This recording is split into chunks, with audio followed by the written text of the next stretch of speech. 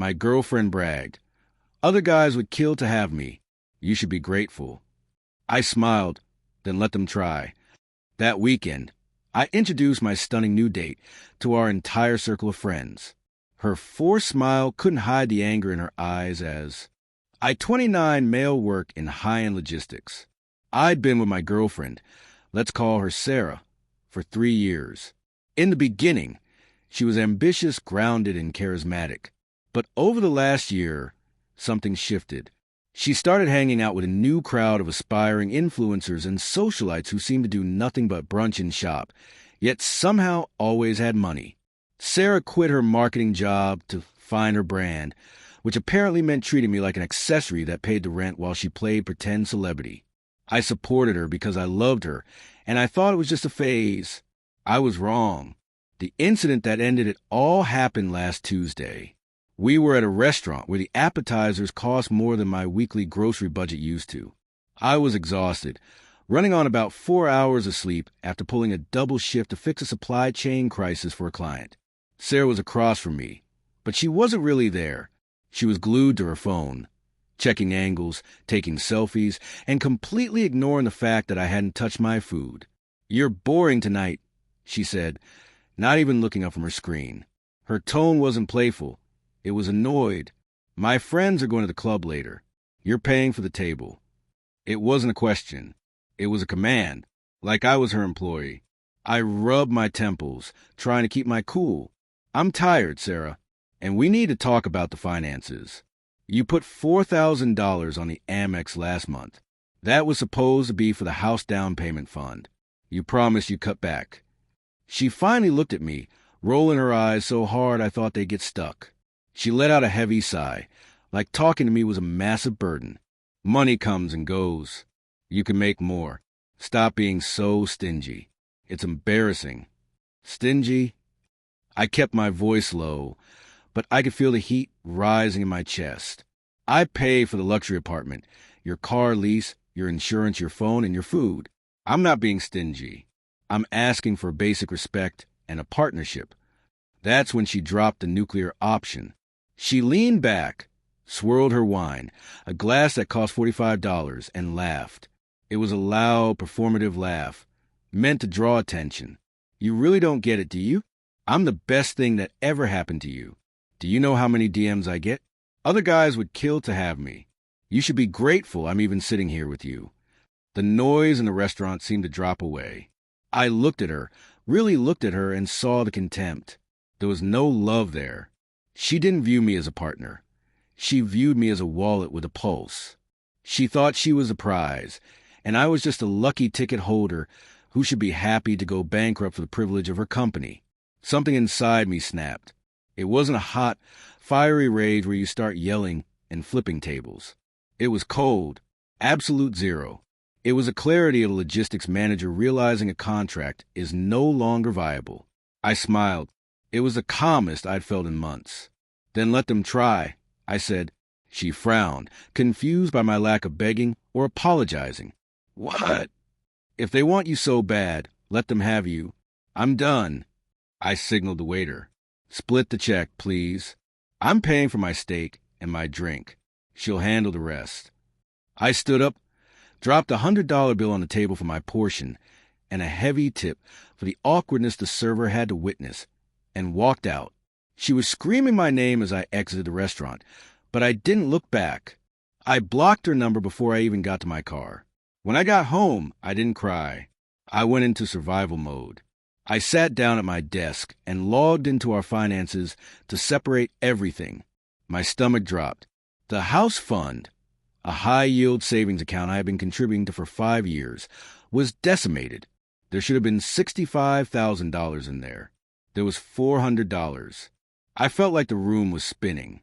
I pulled the transaction history. Over the last 3 months, she hadn't just been spending. She had been siphoning money out via wire transfers to an account I didn't recognize.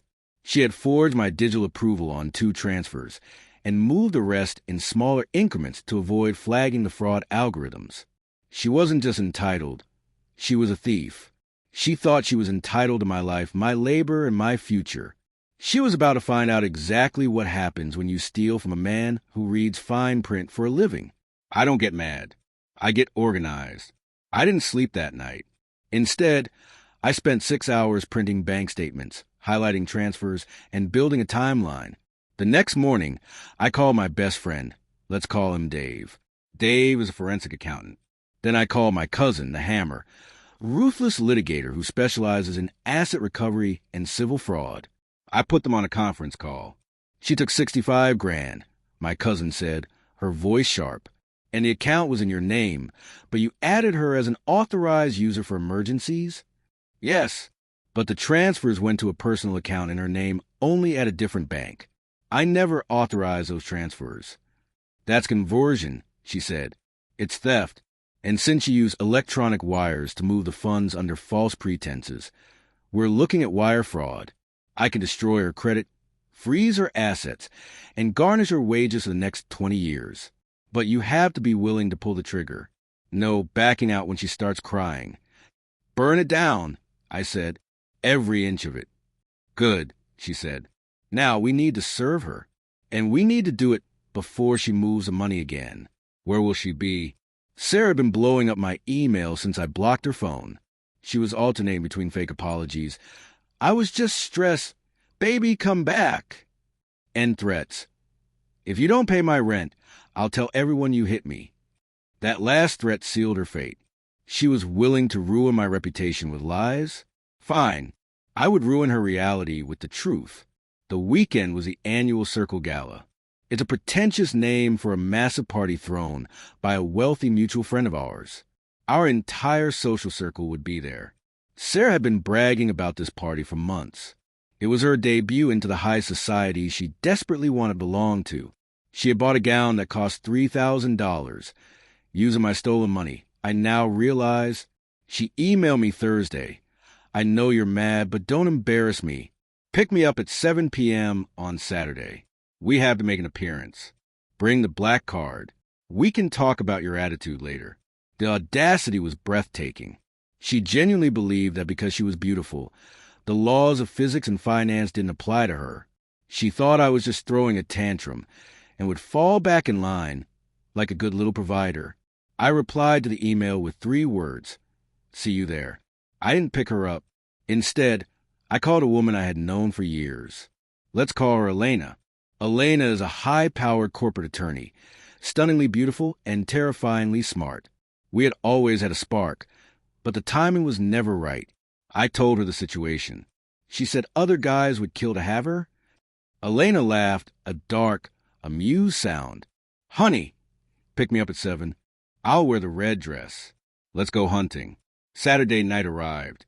I walked into the venue with Elena on my arm. She looked devastating. Elegance and power personified. The room turned to look at us.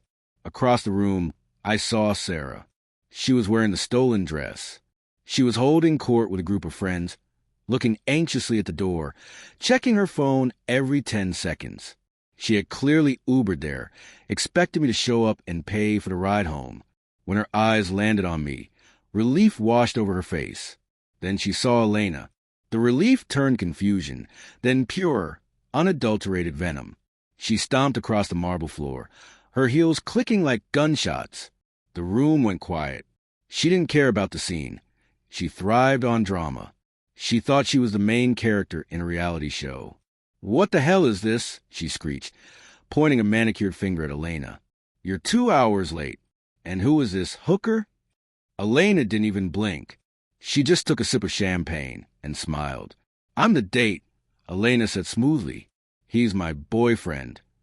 Sarah yelled, grabbing my arm. I pulled away, dusting off my sleeve as if she were dirt. No, I said, my voice projecting clearly in the silent hall. I'm the guy you stole $65,000 from.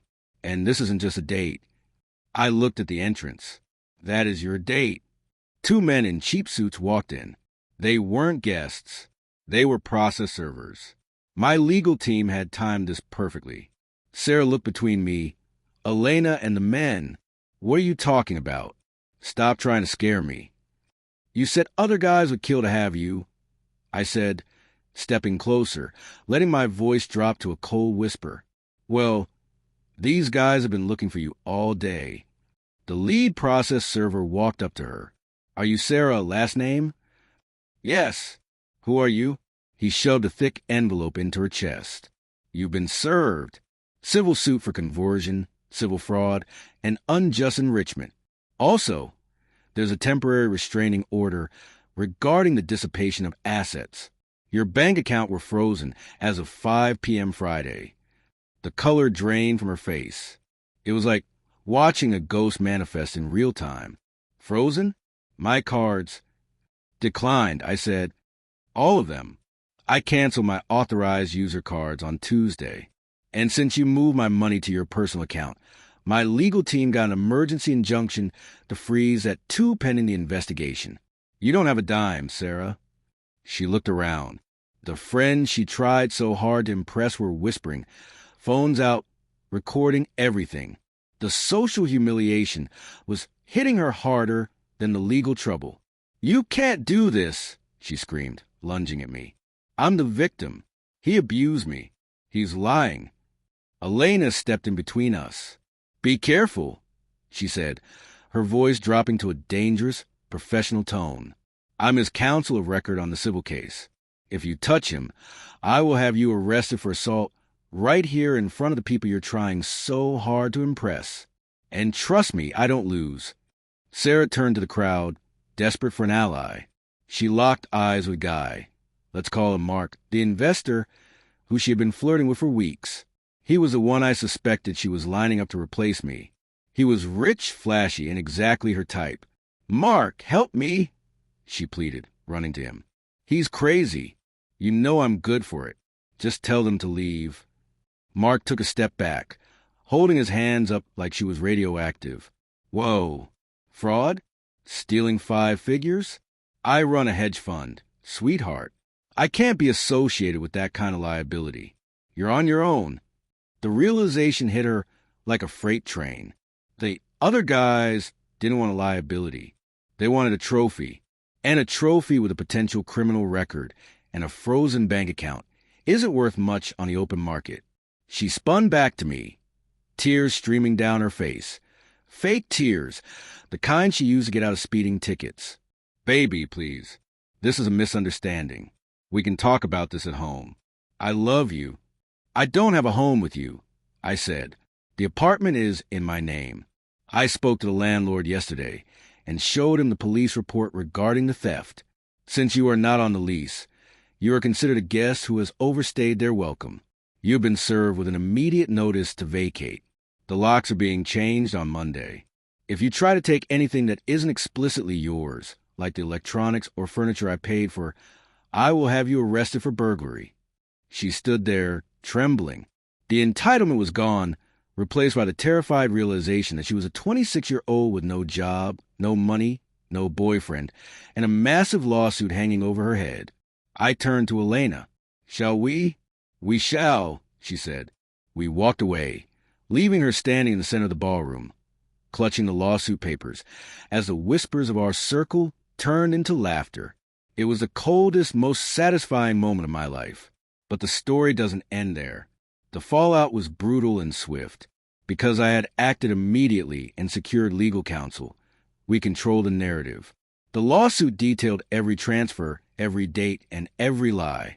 Since civil court filings are public record, the truth came out. It turned out I wasn't the only victim. She had borrowed money from 3 other friends in the group, claiming I was financially abusive and controlling her funds, so she needed cash for emergencies. When they realized I had actually been fully funding her life and she was hoarding the cash, they turned on her. She tried to countersue. No lawyer would take her case on contingency because the paper trail Dave, the accountant, put together was bulletproof. She ended up with a court-appointed public defender when the criminal charges finally landed. Yes, criminal charges. My cousin advised me to press charges. In my state, theft over a certain amount is a felony.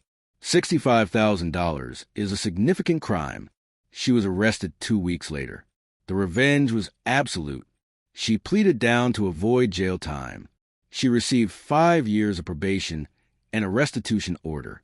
She has to pay me back every single cent. If she misses a payment, she goes to jail. Her wages are garnished. But the real revenge wasn't the money. It was a lifestyle. She had to move back in with her parents in a small town 3 hours away.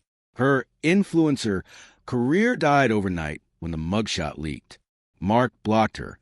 The friend group exiled her. She went from drinking $45 wine to working double shifts at a diner to make her restitution payments to me. I stood in my apartment last night, looking out at the city. My bank account is recovering. Elena and I are seeing where things go, slowly, with actual respect. I learned that entitlement only works if you let it. Bullies and narcissists rely on your silence and your desire to keep the peace. They bank on you being too embarrassed to make a scene. She was right about one thing. I should be grateful. I'm grateful she showed her true colors before I put a ring on her finger. She wanted a life that other guys would kill for. Now, she has a life she has to work for.